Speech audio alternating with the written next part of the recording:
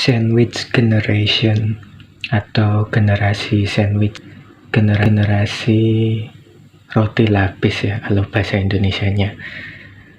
Mungkin banyak yang sudah tahu sandwich generation itu orang yang dia harus menanggung beban hidup orang tuanya, kemudian dirinya sendiri. Kalau dia sudah berkeluarga, menanggung beban anak dan istri atau suami, atau menanggung beban saudaranya. Jadi dia itu ibaratkan sandwich, dia itu yang di tengah, isi sandwichnya, dia harus menanggung beban yang di atas orang tuanya, dan juga menanggung yang di bawah keluarganya, anaknya, atau saudaranya gitu. Nah, saya melihat kemarin beberapa waktu yang lalu kan sempat ramai di Twitter tentang sandwich generation. Banyak yang menyarankan kalau misalnya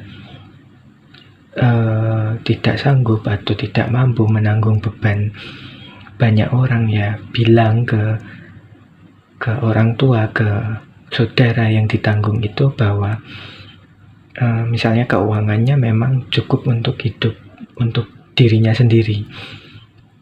Banyak yang menyarankan seperti itu, bilang secara langsung, secara terbuka, kalau dia tidak sanggup, dia tidak bisa menghidupi lagi, menanggung beban dengan pekerjaan, dengan pendapatan yang dimilikinya itu sudah tidak pas untuk menanggung beban orang tua dan saudaranya atau anaknya.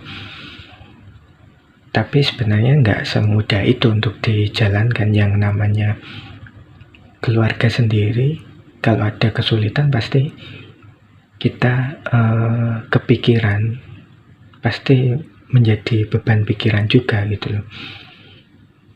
Mungkin yang bisa dilakukan adalah dengan meminta bantuan, meminta tolong, dan meminta bantuan ke orang lain yang dirasa bisa atau sanggup dimintain pertolongannya.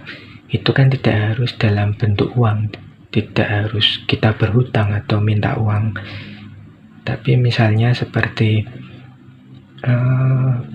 kalau berangkat kerja searah misalnya, ya kan bisa minta tolong nebeng misalnya, supaya uang untuk beli bensin, untuk transportasi lebih hemat, bisa digunakan untuk membantu saudaranya.